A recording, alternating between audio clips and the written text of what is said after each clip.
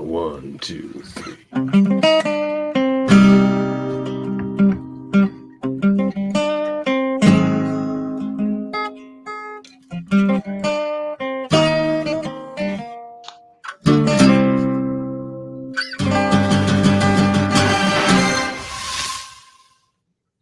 Hello, and welcome to X-Rated, the X-Men animated review show. X-Men 97 trailer breakdown. This was an impromptu episode. Andre's away, so we can have some real fun tonight. Dad's not here, you know what I'm saying? And joining me tonight, the man who alerted me to the trailer's release in the first place, Hanif Jelani Robinson. Did I say all those things right? I am shocked because everybody I first meet never gets my name right. It's always Hanif or Hanif or something crazy like that. But you are the first person I've met that's actually gotten on point. So kudos to that. Well, the advantage I had was I had 2 beers before I tried. So. That's funny. Well, you know, we try to do some comedy here. Yo, Topher Mallory says, "What's up, Toph? What's up, Toph? Oh, is that a friend of yours? Yeah. All right, good. Your people are here. Yep. Excellent. So I'm gonna bring up the trailer again, like the last trailer reaction we did, but we're gonna stop it way more times this time because we did that trailer breakdown or reaction last week, and I realized I skipped over like everything in the trailer. I was too excited by Storm. I was just like, I mean, it was too. I mean, there was so much going on, and just being shocked as hell that it actually is here and it's happening, and because it's real now. Because I mean, you were on the front line of my my brutal, like vicious, visceral attacks of where's the trailer? Where's the goddamn? Oh trailer? Man, you've been losing patience. I will say. Because it's just like they'll tease you with something else. They're like, here's an image. You're like, okay, nice image. I didn't know how much of it was like interference from the production companies, or if it was part of the strike, or what was going on. Well, probably some of the strike stuff, you'd think, but yeah. But we're here now. We're here. But they snuck it out on us, right? Like it's just like some random day instead of like there's like big events coming up and stuff that they could have done it at, like San Diego Comic-Con, I think, right? I figured something was up when I woke up that morning and I saw all these pictures. There's like, Empire Magazine drops the first footage. It's that picture of them all playing basketball in their clothes and stuff. And they're like, X-Men 97 drops on March 20th. And then I looked up the article and they said something about, you can check the trailer out. And I was like, trailer? What trailer? And so I like speed rushed to YouTube, and sure enough, popped up right on my feed the X-Men 97 trailer. And then that's when I texted you. I was like, trailer! I was trying to compose a sentence, but all I could say was trailer. That's all it needed. You got that trailer to me within 7 minutes. I got to YouTube, and the Marvel link itself said 7 minutes. I said, we're on it. And then I was like blasting André. He's still asleep. I was like, I don't care, man. Wake up. Like we have a podcast to do. But he's like, it's not Tuesday. It's like, do I care? No. Who's talking? Hello. Oh, someone's trying to sell us something. This is not the time. Why did I put that up on screen? Whoa, did I see porn? What? No. No, but it's definitely a solicitation. I don't have time for that right now. We're talking about that. You know what, though, Hanif? We got a segment here on this show. Okay. Well, let's catch up on old times. What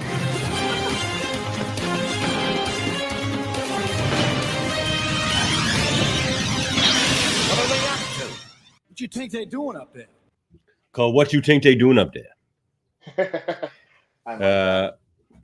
In your case, it's down there from where I'm at, and down there in Florida, right? Right. And I'm up here. We're on the same coast. I'm up here in Nova Scotia. It's just a lot colder. I didn't even realize they were both on Eastern Standard Time. I'm not. We're in Atlantic time in Nova Scotia. We're slightly more into the Atlantic Ocean. And then there's Newfoundland that are just like, we want to be a half hour different. So they're like because when you sent me when you were asking me, you were like, what are you doing at 8 p.m. Eastern Standard Time? I was like, that's very specific. And I was like, that's when the babies go to bed. Oh yeah, the EST thing. Well, I get used to doing that because there's been confusion in the past. That's for sure. Yeah, it So almost seems Hanif, like the default. Yes. tell the ex-goons and myself and André, if he's watching, something about yourself. We're catching up with you. Well, I am 38. I live in Orlando, Our Florida. demographic. I live in Orlando, Florida, where the weather is jumping all over the place for the past couple of days. Like Any snow? literally no snow yet. No snow. Unless you're like up north, where you have like really, really, really rare cases like Tallahassee or something like that. Like I think they Did you had get like snow where you they live? not where I live. There was one No. winter. There was one winter that it got like really, really stupid cold, like down to like the 20s, and it started raining, but I don't think that was rain. It felt very cold, and it made my car slid just a little bit. Hail. Mhm. Yeah. No, not even hail. No, it was just like No. it felt flurryish. Oh, some proper snow. Right on. Yeah. Yeah. I was Orlando once in my life. So. Yeah. Yeah, I went to Disney World when I was like 12. Oh. So, what's with you and the X-Men, Hanif? They were kind of like my first introduction to comics. I think I was about all of 5 years old. I want to say my first introduction to them was, oddly enough, the arcade game, the Konami 6-player, 4-player joint with the good It's the folks. best. Yeah. Did you catch and our then replay? We did a play of that through recently. I did see that. That was Yeah. pretty awesome. I would have Yeah. loved to join, but I didn't know Next time. how to get in that. Next time. We're gonna do Children of the Atom next. Do you remember that one? Of course, dude. Yeah. I watch videos of those like almost every other day. Oh yeah, we're gonna do it. We'll get you in on that one then. Gameplay. Mhm. Yeah. So I think the arcade game was my first introduction, and then I basically was there when 92 dropped. X-Men Mhm. 92, the original series. I think I was like 7, Mhm. and I just was blown away by just everything about it. And then that's when I went back and kept reading the comics and doing the whole like history.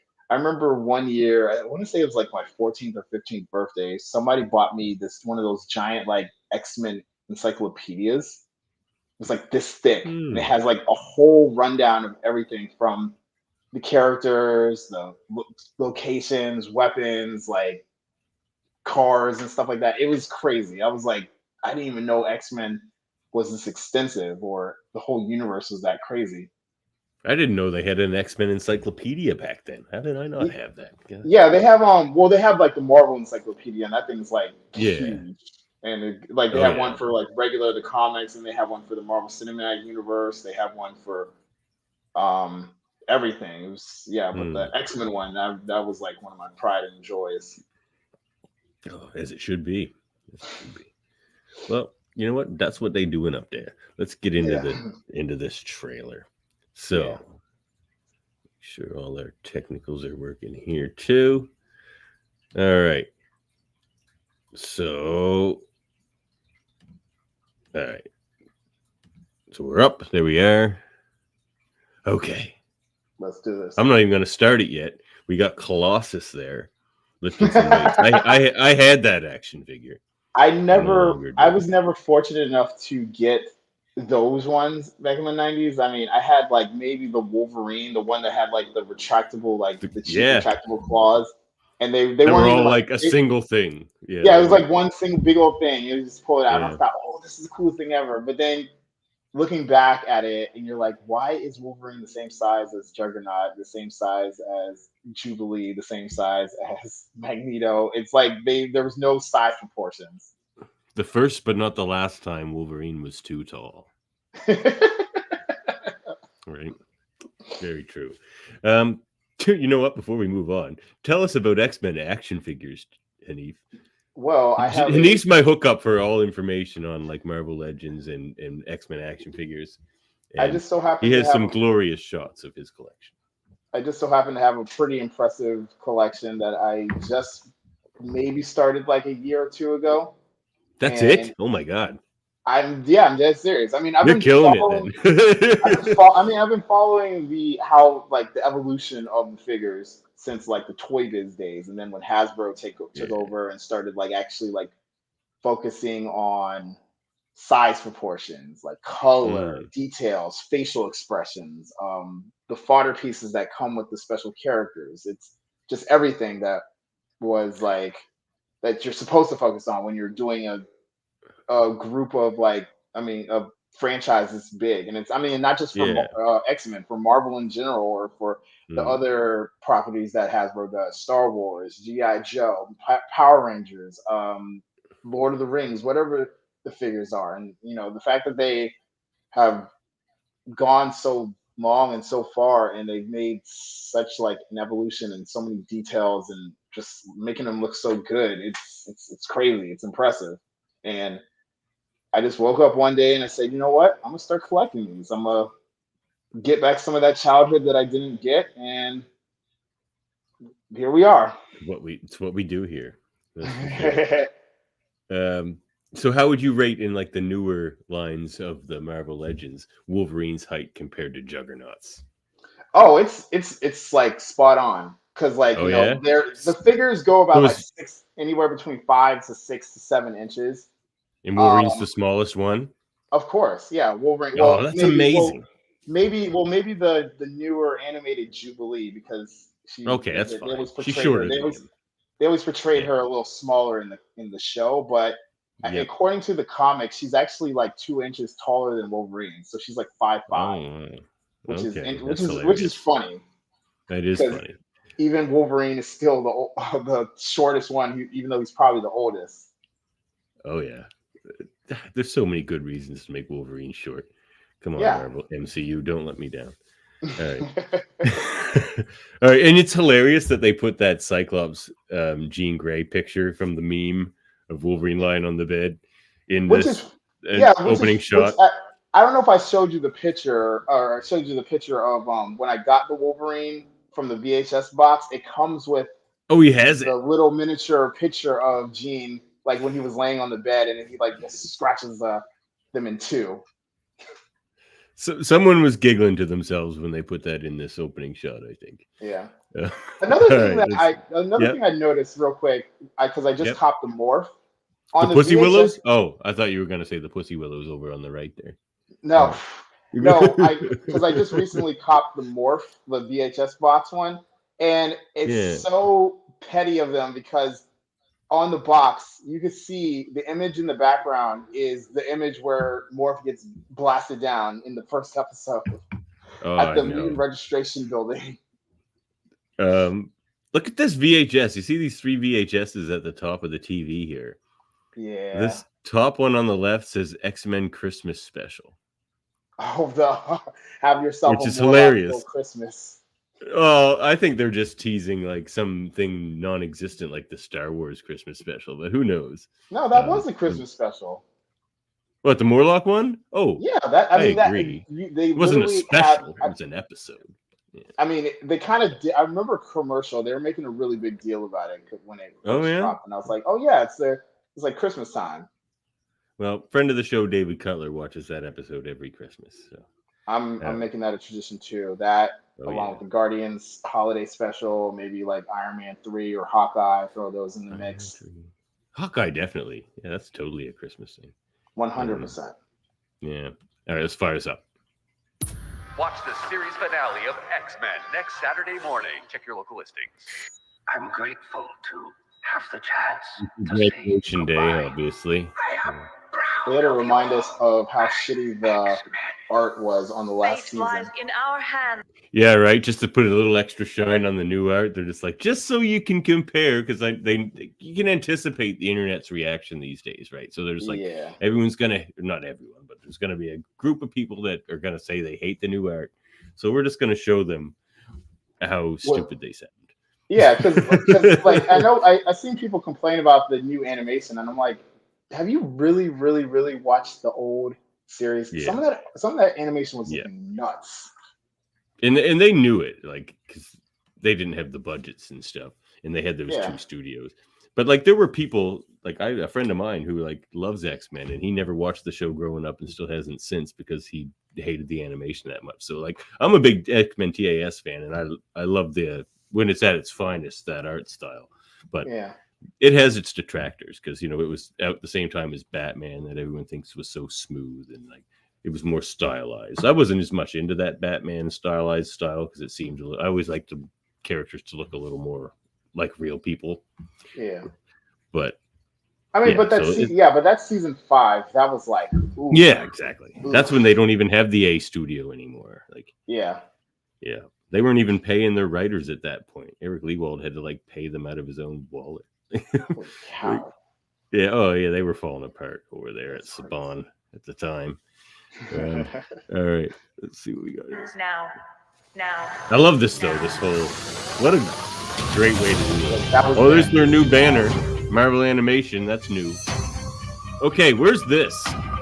That's definitely. I mean, it's definitely downtown New York City.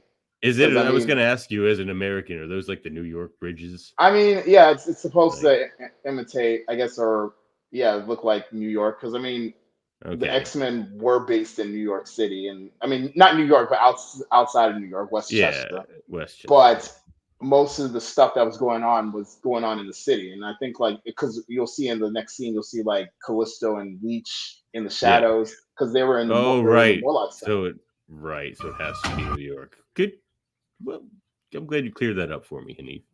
Yeah. Well, I mean, I was debating because it just seems so bright. I'm like, is this supposed to be like something because I mean, something a little more futuristic? It's one of those things. It's like in the Marvel universe, if you want to see the most action, go to New York because that's where every hero resides. Whether you got Spider-Man, Daredevil, Luke Cage, you got Doctor Strange has got a whole Sanctum Sanctorum in a freaking Greenwich.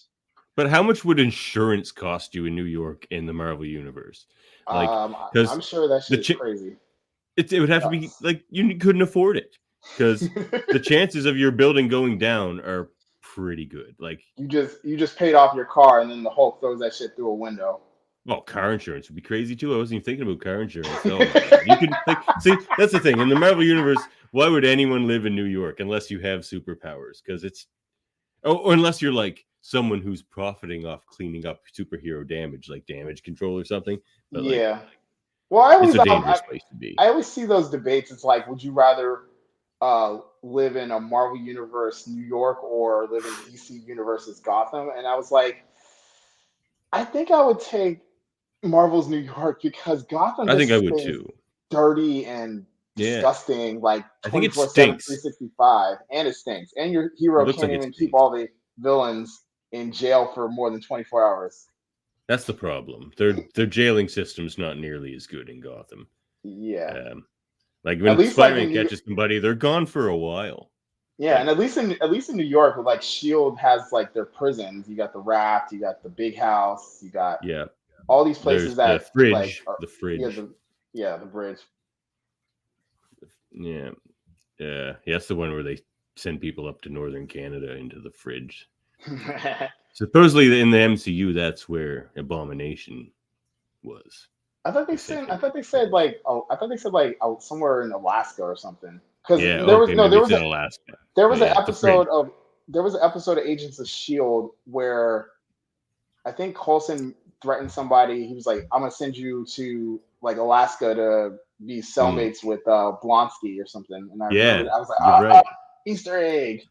Yeah, that's the fridge. So there's a lot. It takes a villain a long time to get back from Alaska once you send them there. That's smarter, way smarter. Why are you gonna catch all your criminals in Gotham and just keep them all in Gotham? It makes no sense. Yeah. But anyway, that's neither here nor there. Yeah, but there's Callisto and Leech. Nice to see. I didn't even point out Callisto on the last breakdown. I think I was just focused on Leech there, but definitely Callisto. Yep. Looking out for her young lad. So we'll see the Morlocks again. That's good. Hopefully. By the way, speaking of, what is the status of the whole leadership with the Morlocks? Because Storm, remember in the first season, she's like she took the leadership role and then she gave it back to her during the Christmas episode, saying you're the true leader, blah blah. Yeah, I don't get it. She gave it back. She gave it back. She's but like, really just because she's I don't want to be claustrophobic and doesn't like responsible going for you down there. sea urchins. Exactly. Basically, like she's already got like people to run. She's already a queen over in Africa, and like I mean, she's my queen. She's the queen of everyone who's paying attention. So she's got people already that she has to take care of. She doesn't need the Morlocks as well. And you know, and she can take care of Plisco them. wants the job. And she can take care of them without smelling like sewer garbage. Right. Smelling like sewer garbage is so beneath Storm. I can't even describe. I am a goddess. Yeah, exactly. All right, let's fire this up. No other Easter eggs there. I mean, there's some stuff on wholesale there. You want to get your wholesale deals. I feel like Bleach was probably trying to steal some shit from there. But, you know, they're up. It's hard life as a Morlock, you know? Yeah. The music is so good in this, though. Oh, God. Oh, we have to stop it here. Look at these, all of these Easter eggs. Keep going a little bit more because you've got to get to the top other side. Oh, right. If you can. Right. Oh, yeah. There we go. Stop. We cut off the characters, though. I'm talking about these characters first. Yeah. So we got Banshee. Uh-huh. And it's funny how it's like a Banshee, or is that like is that a Banshee or is that a hipster version of Siren? Because it kind of looks like a. No. I feel like none of these are like the character that it's portraying because it's like this mutant fashion show. But like except for maybe Dust. I mean Dust is like, is that a fashion? I don't know, but it's hijab fashion. Yeah, hijab fashion. Cool character though, Dust. So, but either way, there's some great nods here, and it'd be interesting if all these characters actually end up in the show. Like, wouldn't it be cool to see Dust, or like we've got like what's her name? She has the sex powers. Stacy X. That's Stacy X there. Yeah, and there's Marrow down there on the left. Well, she's on the sign. Is that Marrow? Oh no, Marrow's on Blink. She's on Marrow's on the sign. Wanted poster. Wow, I didn't see that. Yeah. Missing, it says too, which is interesting. Like she's a Morlock. Like, who put the missing sign up? Callisto? Probably because she's like. I don't know. Yeah. That's a little confusing. And then of course we've got. I think that's Blink, actually. Yeah, somebody in the comments was saying that was Blink. Okay, and the Antler Girl. I have no idea. I didn't dive that deep into the X-Men mythos to find out who the Antler chick is. If anyone could tell us who Antler Girl is, let us know. I should know. But I really can't think of an X-Men character with antlers, unless Marrow wanted to grow antlers, which she could. Yeah. But Marrow's on the poster. And then that's Maggot. That's clearly Maggot. Yep. Which is so fun. I so hope we see Maggot in this series. Like, this is a lot of like Gen X characters and the Hellions and that kind of stuff. It'd be interesting if we got into those groups. Well, interesting enough, if you look in the upper right-hand corner, you see the Hellfire Gala.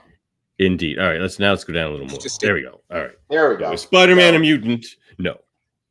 I mean, well, that's a great because I saw somewhere that the X-Men 97 is going to possibly tease like a bigger Marvel universe, and I don't think that's just for the X-Men. We might maybe get some teases for other non-X-Men characters, like obviously Spider-Man. They did the crossover episodes before, and Spider-Man has been cameoed in the series in the past. His hand.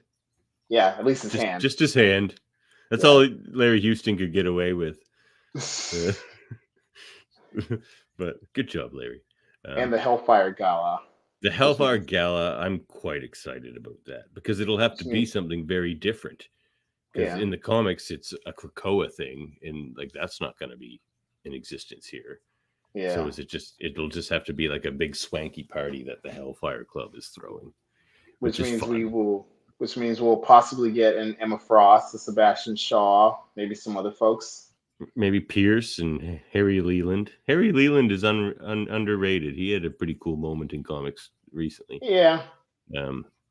But even Selene would be awesome if we saw Selene. We'd definitely see him. But all I remember from Leland was him getting dumped by Wolverine during Dark Phoenix, and he's like, "There's the fat slob who dumped me in the sewer," and he tried to drops him overweight through him the and floor. then ended up dropping him on top of him. Yeah, that was so. I don't know if he'll be back for that. He don't want the smoke anymore. Yeah, it's probably true. No Leland. All right.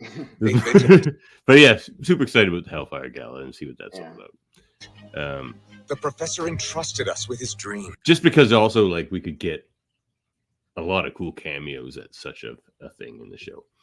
Oh, 100%. And I did say Bo DeMaio said the episodes are going to be 26 minutes long, which is 4 minutes better than the last series. So thank you. Well, I mean, you also have to factor in like this is going straight to streaming, so we don't have to deal with commercials either. Yeah, it should be 30 minutes really. Yeah. But oh well, I'll take 26. I'll take it too. Somebody loves Professor Xavier. It'll love you. Got a machete. This is obviously his little shrine where they're more. And I love how they got him in the regular wheelchair versus his hover chair that he's like popularly riding in. Here's what I don't get about this whole thing, unless I'm remembering Graduation Day wrong, but we didn't review it that long ago. He's not dead, and they know he's not dead. They know he was being taken away by Lilandra to not die, right? Am I remembering something wrong? I think because I Graduation Day is somewhat recent in my head because I did pop in there every now and then to check something out. From what I remember, his body was just like completely non-responsive. Okay. So his mind, I think it still is, because whatever that thing Lilandra put on his head, pretty much like stimulated his brainwaves. So I guess physically his body is not there with him, but spiritually or mentally he's always there. So I don't know. He's totally coming back as Onslaught then. Oh, jeez. If his body's already gone, it's totally Onslaught. That's gonna be like calling it now. That's gonna be like the super finale. I don't know how many seasons of 97 we're gonna get, but that has to be like one of like at least 3. Yeah, that has to be like the end game right there.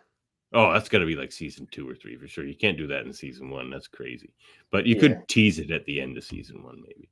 Oh, we got some comments here. X-Goon Ryan. What you saying, X-Goon Ryan? I think she's just named Nature Girl, the Antler Girl. Is she in the comics? Nature Girl. I think she was, yeah. Okay. That one slipped my mind. I'm sure I've seen the character. She was on X-Men Green with Curse and Sauron and Marvel Ultimate Unlimited. Unlimited. Oh, wow. Deep cut, X-Goon Ryan. The X-Goons are the best. Antler Girl is just Nature Girl. She was on X-Men Green. Thanks, Ryan. All right. Nailed it, Ryan. And then circling back to Emma was confirmed by Bo DeMaio. True. Nice. Yeah, we got Emma.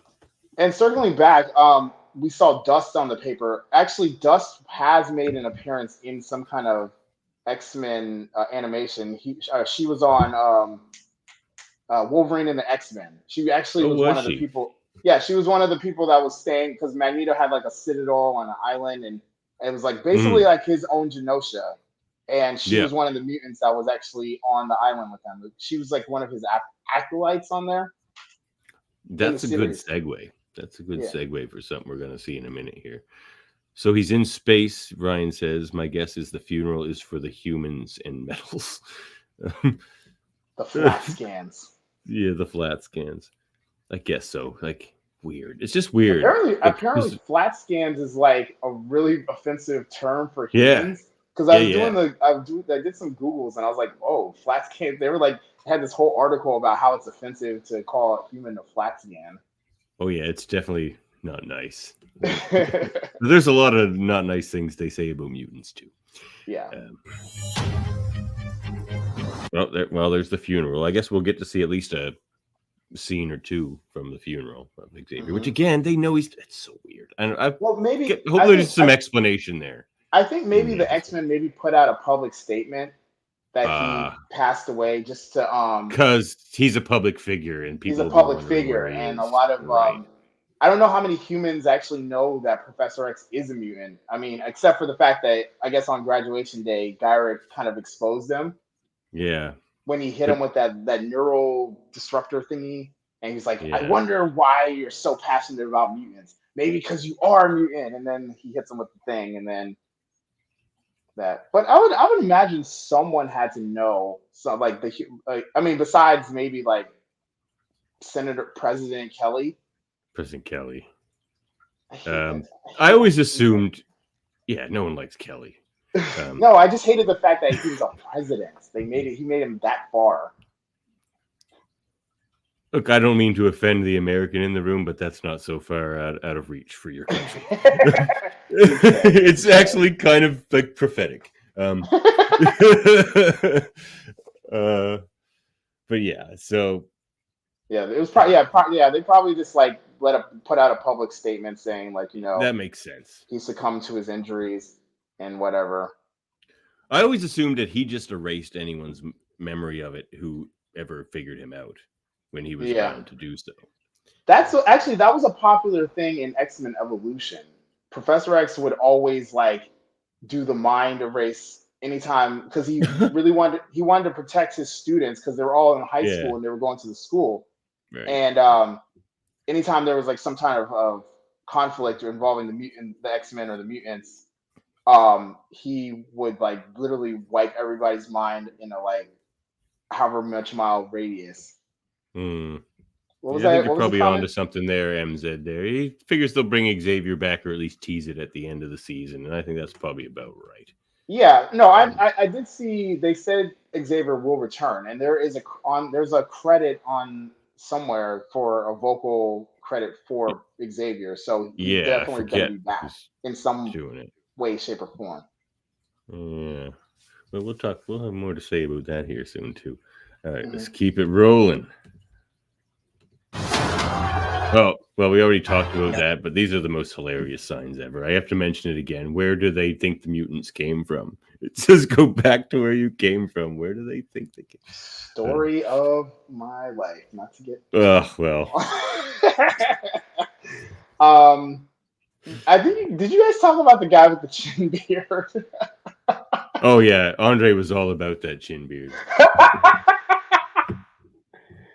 Oh man, I personally don't trust beards without an attached mustache, but that's just me. Oh my gosh. Yeah. Okay, so I'm confused about. Sometimes I do shave off my mustache. Okay, so I really want to know what the dude's sign is saying. Evolution is what is it? Is a sin? Oh, do we see it? We can't see it. That's the problem. Evolution is it never comes into focus. No. It doesn't. Oh, evolution is what? A sin? It's a choice? It's a lie? I don't know. Either way, he's wrong. Dark it is. No matter how we're dark not going to see it. Oh, actually, it looked like lie. It looked like the top of the word lie. Okay. I don't know. But either way. Oh, we're hearing some beautiful Storm dialogue here. Let me just go back a little so we can just... No matter how dark it is. Oh, the Sentinels are back. Go back. We do have to pause it. Yes, too much is happening. All right. Okay, so we have these guys. I have no. Maybe they're bringing in the mutant. Maybe they're bringing in the MRD, the Mutant Response Division. Or like no, it wouldn't be those guys from Genosha. Or is like the Friends of Humanity? Have they stepped their military game up? That could be. But you're talking about here the trial of Magneto. Yeah, he's wearing, and you can clearly see he's wearing his purple cape, and you can see a little bit of the skins. Yeah. Oh yeah. Like that's straight out of the Trial of Magneto comic book. That's the outfit he wore in that issue. It's a great issue. Uncanny X-Men number 200, I believe. Yeah. And they just saw Hellfire Gala issue, X-Men 97 special cover. Nice. Hellfire Gala. Yeah. Drawn by friend of the show, Adam Gorham, I do believe. Shout out to Adam. And they just for the X-Men 97 figure line, Wave 2, they have a variant Magneto figure where he's wearing the purple costume. So definitely I love that costume. I mean, it's got its detractors, but I've always been a fan. Arms. Yeah. And we have the mansion, big pool out back. Really nice. I wonder. It's almost big enough to fit a jet down there. I thought that came up out of the basketball court, at least in the movies, Well, which we have here on the left. I was always so. It's funny because if I think if I understand, because I was from that encyclopedia I was telling you about, they also had a section about the X Mansion, and they had kind of like Florida. Oh, I think that might have been some political shade from a fellow American. Facts. So the layout of the school, I guess, like there's I guess the pool is where the plane lifts up, but then they also have the runway that goes out behind the cliff. Yeah. So it's like two different ways for them to get the Blackbird out of the hangar bay. Well, it has to be said, as a nature lover myself, an environmentalist, they got some beautiful grounds there at Xavier Mansions. Like when they go out, like playing paintball in the woods or whatever, Wolverine wants to take off. It's beautiful grounds, and it's huge, and there's like cliffside vistas, and like, man, he's got a nice 100%. Spot up there in Westchester. Yeah, I hear. I've never been to New York, but I hear the places that aren't the city are actually really beautiful out there. Yeah, so the only place I've been to in New York was Buffalo, and it wasn't that nice.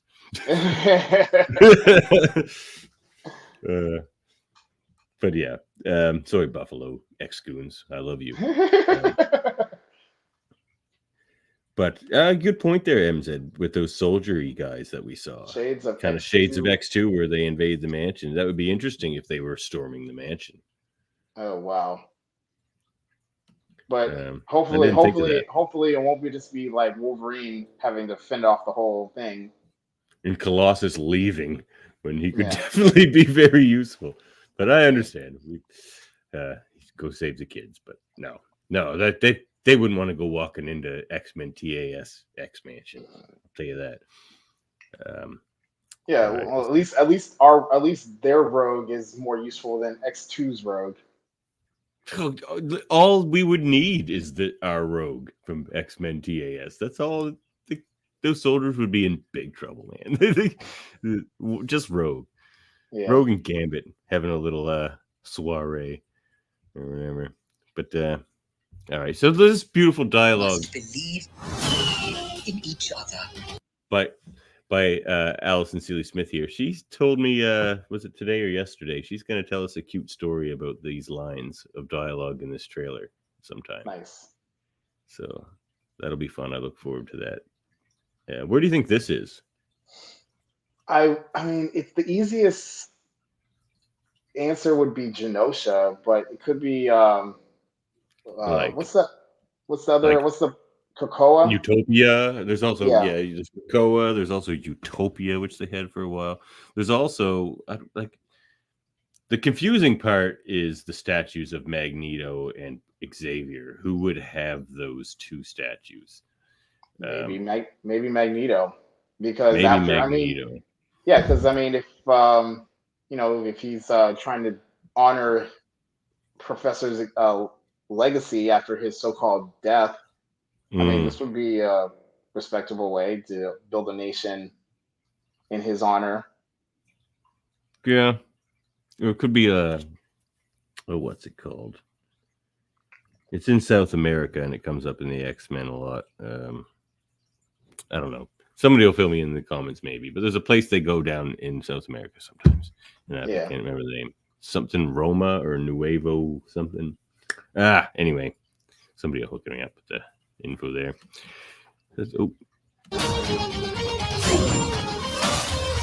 Oh, so many good images here. We get this done by working together as a team. Jeez, Bub. Keep buzzing in my ear. So, what do you think of the new Cyclops? I actually like him.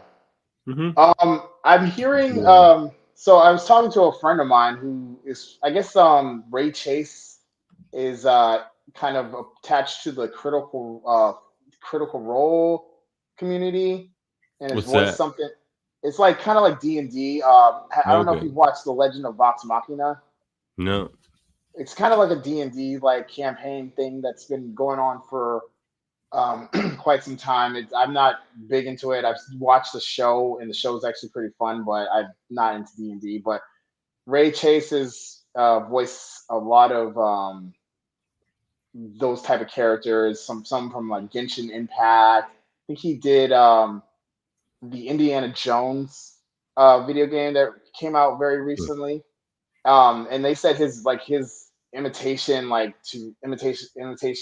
skills are like impeccable because he sounded almost like Harrison Ford in the game. Kind of like a Ross Marquand type. Who actually, that's who they brought in to do Xavier, I think. Ross Marquand. Yes, I remember that. Yeah, and he does a lot of good voices too. Like he did the Hugo Weaving impression in what was that? Infinity War. Yeah, he was the guardian of the Soul Stone. Yeah. So it'd be interesting how he follows. Yeah, like even like the intro line from Ray Chase, I was like getting Norm Spencer vibes from it. And I was like, whoa. It's similar. It's quite similar. Like I suspect in a few episodes you just won't notice it anymore. And it'll just feel like the old Cyclops. Yeah. Now people have been mentioning online that Wolverine sounds very different here. And I was like, I had to actually school some of them. I was like, are y'all really expecting somebody 30 years later reprising their role to have the same exact voice? I mean, there are some people like made like a Peter Cullen. His voice has barely changed like in like 4 decades. Here's the thing. Here's the thing about this whole thing though. Cal Dodd's voice hasn't changed. He sings a lot. He releases like more than one song a day onto like the socials that he sings in his like cool room. And like he claimed, I saw him claim online here that he's going to get in touch with them because there's something wrong. He's like, that's not what I sound like. Something happened in post. And he's curious. And he's curious what's going on there himself, which is interesting. Maybe they turn the faders down a little bit to make his voice sound lower. Put a little bass on it, but like, don't do that. Don't do that to Cal Dodd. What are you? It's unfair to judge based on like how many maybe a 2-second like clip of him talking. I'm sure when the show gets going and we actually hear him talking and having full dialogue, it's going to sound very, very, very familiar. I think so. And they're MZ saying the same thing there. And at cons and stuff in interviews recently, yeah, you're right, MZ. He sounds the same. Cal Dodd. Like they didn't recast the people who didn't. Like Lenore was telling us about that. They brought them all in to make sure they could still sound the same before they hired any of them. Yeah. So we'll see. Like everyone can relax. Wolverine's going to be just fine. Yeah, and I know people were like, "Oh, they should have got Steve Blum," and I love Steve Blum's no version of Wolverine, but not here. Not here. No. Cal Dodd is Wolverine for me anyway. Like, but Steve Blum has been carrying. He has been the last couple of years. Like, I mean, he's been killing on the video games, some of the recent animations, and just such and such. But hey, if Cal Dodd is still breathing, we can get him. Exactly. Yeah, Genosha said Topher says that was his backyard with the Magneto and Professor Xavier statue. Can I come over for a barbecue, Topher?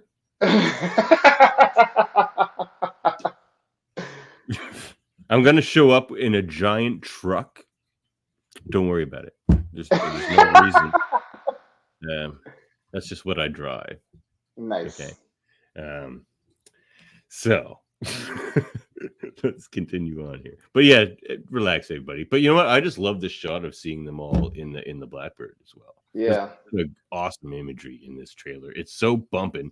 It's like, and it's so fast paced, like the original series was. Like some of the creators of the show, like the Lee Walds and stuff that we've had on the show, told us that like they did that out of necessity. They're like, because we don't have the budgets, we're just going to cram action and dialogue into it. Like the scripts were twice as long as normal 20-minute episodes. Like they just cram it all in there. It was super fast paced.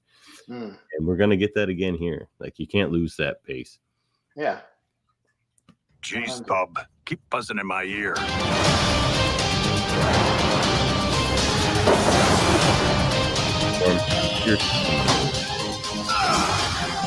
Jubilee's amazing. So what do you think? Back? Yep. We're at here. Yeah, right there. I feel like this must be whatever that place is that they're visiting, or either that or it's like the Hellfire Gala. But if it's the Hellfire Gala, not nearly swanky enough to be the Hellfire. Yeah. Yeah. I'm not Hellfire Gala, but maybe even Madrip. No, it wouldn't be Madripoor. No. Yeah, Madripoor is a little more adult for Jubilee. But Morph rocking the old look there. Yeah. That's interesting. I didn't know if they non-binary character. Yep. And Bodemayo says that's like basically it. He's like Morph goes by they. His story doesn't revolve around that or their story.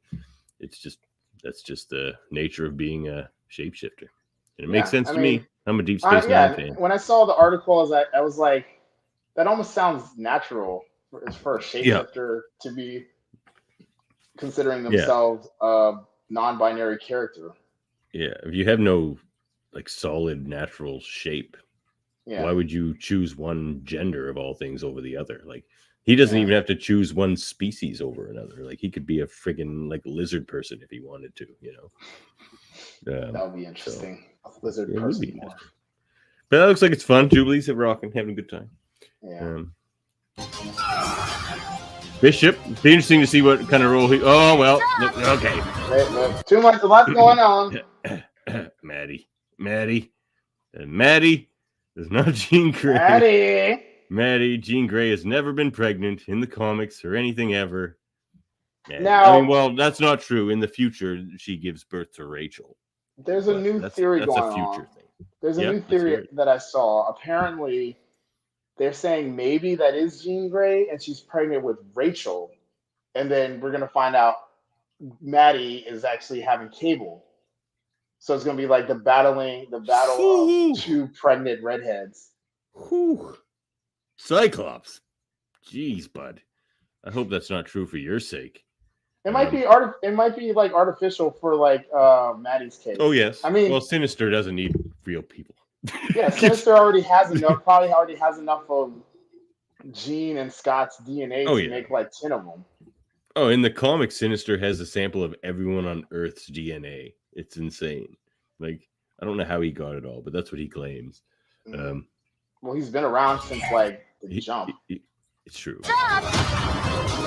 Oh, Sentinels look great. The animation is really good, I think.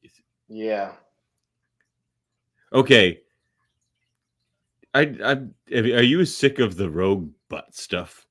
It's almost it's so strange. Sickening. It's sickening. It's strange. You guys are losing your shit over an animated butt. And it was just that one shot. Her butt's not always like that. It was just that one frame of her in Apocalypse. Like, and there was always like that. There was actual clip from the original series where her butt wasn't always so plump. So yeah. Oh, exactly. That's what I'm saying. It was just that one scene. Animation like goof ups. Yeah. People need to watch some X-Men and watch less memes. But or get a girlfriend. Or get a girlfriend, or watch this podcast and listen to it with your girlfriend. Right? Yeah. Oh, this is I love this so much. Okay, so people upgrade fastball special. Oh, it's so cool. But here's the thing: Andre's just like, wouldn't he explode? Like, wouldn't it go down Wolverine's entire skeleton and he explode? No, because what we've even seen as precedent in the original series is Gambit can just charge the end of a pool cue if he wants. He can control how much of an object he actually charges, and he can control like the intensity of the impact of the explosion, and he can control the direction and where the explosion goes. Yeah, exactly. It's his kinetic energy. It's like It's almost like his telekinesis. Like he can control something and send it where it needs to go, but he's doing it with kinetic energy. Yep. So Basically. like, I'd imagine like when Wolverine stabs whatever he's gonna stab, the Gambit's gonna send the explosion going that way instead of blowing up Wolverine and himself. Yep, exactly. There's no problems with it. This just looks amazing. And people are like, wouldn't it slow down Wolverine? I'm like, no. The weight of Gambit is not going to slow down Wolverine, especially if he's like even the slightest bit angry. Yeah. That's no problem there. And I love seeing the X-Men. My X-Men. Is that not the coolest scene you've ever seen? Like, oh my god, the greatest. We never got a moment quite like that in the original series. Although I did chuckle very hard because if you rewind it and watch how Rogue comes in, she's basically grabbing Beast by his carrying a underpants. bunch of them, right? Oh, no, really? She's carrying Beast by his underpants. What else are you gonna grab him by? His hair, I guess. Yeah, he's got plenty of it. He's like furlicious. That would hurt. My baby pulls my beard all the time. It sucks. I know, but yeah, I'm sure Beast has plenty to spare. That's true, and he's tough. But yeah, I love that. Literally, yeah, she's like literally giving him a wedgie, and then throwing him, and then Bishop gets the other hand too. Yeah, I guess they're all there in this. Well, not Jubilee. Everybody but Jubilee is in this scene. And Jean. She's probably at home on bed. Well, she's rest. pregnant. Yeah, they're not taking her on missions. So, yeah, she's going to be out of commission, I guess, for a bit.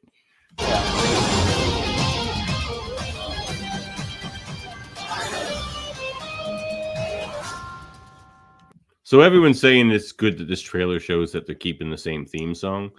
I mean, I think they will, but I don't think that this trailer suggests that necessarily. Because this is like the whole thing is with the video cassettes and everything at the start. They were doing a nostalgia vibe here. But I do think they'll keep that theme. And I think they'll keep that theme into the MCU like they teased it a bit in Miss Marvel. Yeah. And they also teased it in Doctor Strange when Xavier came out. Oh yes, and like to think how powerful like that Avengers theme we all know and love, like when they pick the scene to play that, you know, dun dun dun dun dun dun dun dun. It's just like, oh my god, it just gets you so hyped. Like in a live action X-Men movie, like when that theme they choose the moment to play that theme is gonna be just. I will cry. I swear I will cry. That'll be their like portal scene from Endgame. It's gonna be their. It has to be like it'll have to be like encompassing like everybody, like the X-Men, the X Factor, the X-Force, Excalibur, everybody. If you got an X in your group's name, you're here. You're there. It doesn't even have to be the first letter like Exiles or Excalibur. As long as there's an X in there, you're on the team. Oh, I can't wait. The MCU, people are like, it's dead. I'm like, it hasn't even started until the X-Men get there. You don't even get it, people. Yeah, sure, Spider-Man's there. That helps. But the whole last week was like basically the MCU saying, "Oh, you thought it was done? Oh yeah, it's bam, like what? Dropping the Deadpool trailer. Bam, giving you the Fantastic Four release. Bam, X-Men 97 trailer, and then Madam Web." I'm not gonna go see that. I didn't see Morbius. I'm not gonna go see Kraven probably. And I love the Kraven character. It annoys me that they're doing that. I'd rather have him showed up in a Spider-Man movie. It's like an awesome villain. But what can you do? Sony got to make that money, even though these movies can't make money, right? I don't know what their game is, other than keeping licensing. This is interesting. Voice is quite a bit different. I can hear a little bit of David's essence in it. Yeah. The last will and testament of Charles. Like when he said the last, I was like, oh, that sounds like he built now belongs to me. That I get, but it is hilarious how thick the last will and testament of Charles Xavier is. Now, the last will and testament of Charles Xavier is a storyline. Yeah. In the Bendis run. So, and She-Hulk's their lawyer. She's the one who actually reads the last will and testament of Charles Xavier. I would love to see She-Hulk be the one who does it in this show. Like that would be a great nod to the larger Marvel universe. Yeah, her or Matt Murdock. Her or Matt Murdock. He'd have to read it in Braille. Does do Xavier's last will and testament come in Braille? It's a lot of pages to read in Braille, but I mean, I suppose Braille readers can do it really fast. Yeah. But yeah. Well, what are you saying there, MZ? The animation looks superb. Agreed. Feel they made Rogue look too young. But MZ, she is supposed to be. I had this conversation with the voice of Rogue, Lenore and myself. Other than Jubilee, Rogue should be the youngest on the team. And by a pretty significant margin. Like when she was brought into the comics,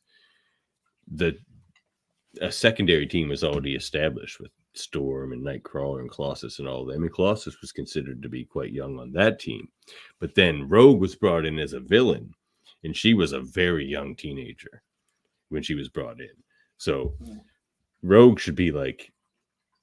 And I do remember to your Colossus 23. Point, I do remember to your Colossus point. I do remember in the comics, Jean referring to Colossus as her little brother. Storm. Yeah, Storm that too. called him little brother. Yeah, somebody. Yeah, one of the older senior members called him little brother. Yeah, little brother, because he was like, and he was even older than Rogue. So. Rogue should be young. Makes Gambit's seem even slightly more inappropriate, depending on what his age is. But I'm still going on the trope of she's like young 20s. Yeah, she should be in her early 20s. Yeah, I mean, because we got to give like Gambit like what, maybe like a lower. Who knows? 30? He's so mysterious. Like that's the thing. Yeah. Like. When we had Lenore on the show, she's just like, well, the voice of Gambit and I know that Gambit's younger than Rogue. I'm just like, who knows how old Gambit is? Wait, Gambit is younger than Rogue? She thinks so. I disagreed with her. I don't see how that I don't buy that either. No. Because also, remember, Gambit was married at one point. Oh, yeah, to Belladonna. Well, I think what she was saying is that, like, Chris Potter was younger than her, so they just played it as, like, that sort of thing. Okay, from the actor standpoint, yeah. Yeah, from the comics, Gambit's definitely older. MZ says he assumed that Gambit, and Cyclops were mid to late 20s, but they had never stated. Well, Cyclops is definitely pushing 40 at least. Whoa, no. He was with Xavier from the beginning, like.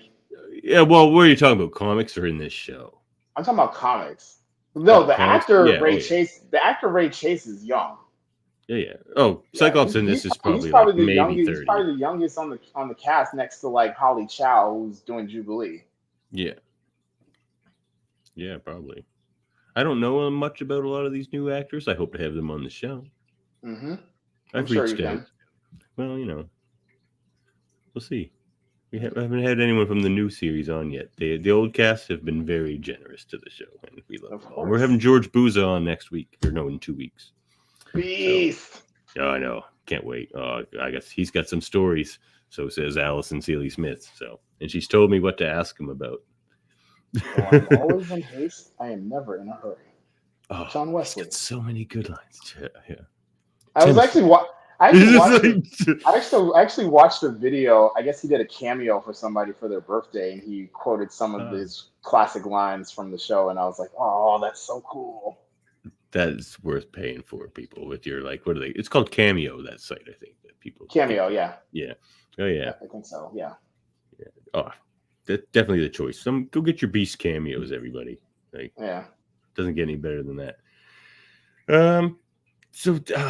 God, I love that line. To me, my X-Men. So MZ says here something interesting. He's just like, could that be Xavier talking through Cyclops in that moment? I don't think so. I think that's them showing that Cyclops is taking over for Xavier in that role. Yeah. But who knows? I think he's more likely he comes back as Onslaught. I think it's going to be an Onslaught. Let me see. I think that'll be the finale. They'll tease it, and then that'll be the to get another season that not been guaranteed. It's like, look, you gave us 3 seasons. We're going to end season 3 with Onslaught. Give us season 4. Could be. I mean, I want so many seasons of this, but as much as they can give us. Exactly. Well, I think we've kind of covered it all there now, and my computer's about to die because I left the plug upstairs. So there's one thing I'm low key kind of hoping they show. So being that Jean or Maddie is pregnant, they got to do like an episode where or both. like they got to do an episode where the X-Men throw like a baby shower. Oh yeah, they're gonna. They're definitely, because that's one of the things I love about the X-Men is, you know, when they're not fighting the personal stuff. Baddies, the personal stuff they're doing, like even like the whole thing when they're playing basketball. I love stuff like that, or when they're going shopping or at the mall, or you know, doing stuff, having, you know, even like when the little on the scenes when like Scott and Jean were having their weddings twice, like stuff like that. I like them out of their normal element, and just like regular people clothes. That's where they separate themselves from other team books like the Avengers or the Justice Leagues or whatever, is that they are this family that live together behind the scenes. No other teams live together all the time. Like Avengers have a mansion. Four. Some of them, they're a family. Damn it. Yeah, of course, the Fantastic Four. I mean, it's in their name, like, the first Marvel's first family. They're the first family. Okay. Other than the Fantastic Four. And, you know, the Fantastic Four are not nearly as interesting as the X-Men. Yeah. But there's only 4 of them. You totally lost my train of thought. You nailed me with that Fantastic Four. But no, I was gonna say that's what's great about the X-Men, and like separates them from a lot of books, and like that's what they missed in the movies. Like in the movies, we got almost none of that. They never seemed like they even liked each other, or would like they never felt like a family, or people like even they. Yeah. I think the closest thing was like maybe X2 when they were on that field trip at the museum, looking at dinosaur bones and shit like that. Yeah, but that was just a field trip for the kids. Even that was like not them choosing. That was just like their job as teachers. But yeah, you're right. That's like the closest you got. And then in first class where they have a little dance party, and then Sebastian Shaw kills Darwin, the unkillable character. Please don't bring that up. I'm still very triggered about that. We just reviewed it, so am I. It's still raw. And even André, who's usually way more positive on those movies than me, was just like, yikes. Trash. There's not much here. There's nothing here. Oh, absolutely. There's one cool scene where he puts the quarter through Shaw's brain. Oh, yeah. That was kind of cool. But that wasn't Shaw. Kevin Bacon's cool and everything, but yeah. So check it out, everybody. X-Men 97. Hanif will be back. He's gonna join us for Deadpool or Deadpool 2. One of them. One of the Deadpools. Just shoot me the text. Let me know when you want to do it. I think it was Deadpool. Okay, yeah, I can do that. But then now it's after the series. So now we have our radio theater coming up next week, where we are doing the unreleased screenplay written by X-Men TAS writer Bob Skier, his X-Men movie. I may have made a few editing suggestions, and I would say it's now a perfect script. It's going to be fun.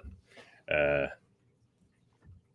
look forward to it. Check it out. It's the script. It's the X-Men movie we should have got if special effects could have handled it at the time, which I don't know if they could have. But it's going to be a great movie. It's going to be a great radio theater. And the week after that, George Booza. And then, I don't know, we have a random week. Anything could happen. And then I think X97 starts. So that'll 20th. Be that. Yeah, my birthday. Yay. And then we'll get back into the movies, and we'll have Hanif back and everybody else, and we'll finish that season up.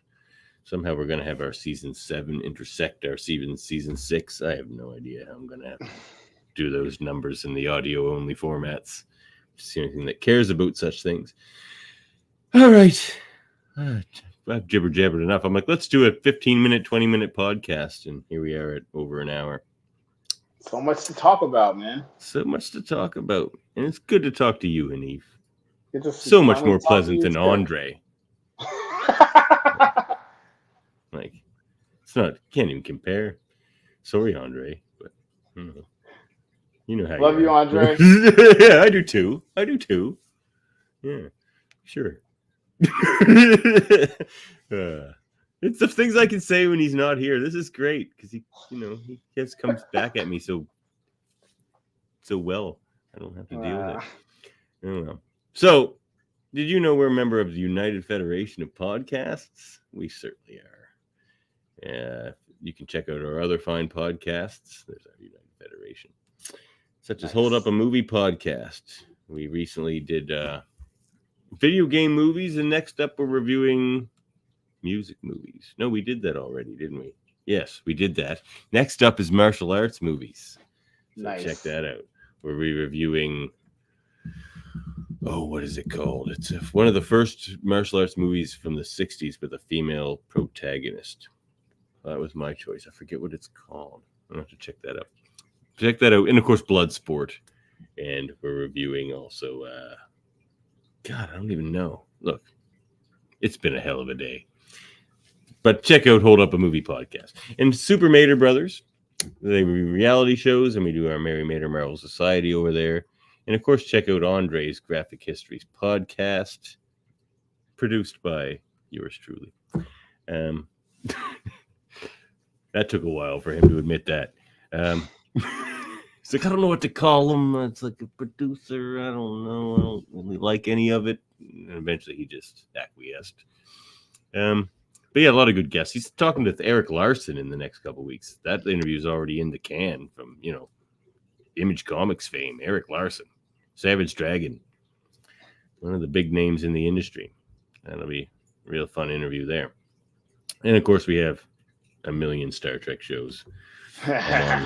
I'm on more than half of them. So if you're not sick of me, go check that out. We're doing, what are we doing? There's a trivia coming up soon. That's one thing we're doing. Oh, and an episode entirely on Chief Miles O'Brien, whom I named this cat after. Wow. Say hi. Pretty kitty. Oh, he's a good boy. Well, no, he's not a good boy. You're the bad one. but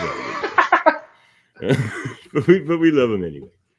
And we have Trivial Debates, Eamon on Track, and Hellbound Podcast with Alex Blackburn and Michael Chan. That's all of our shows in our network.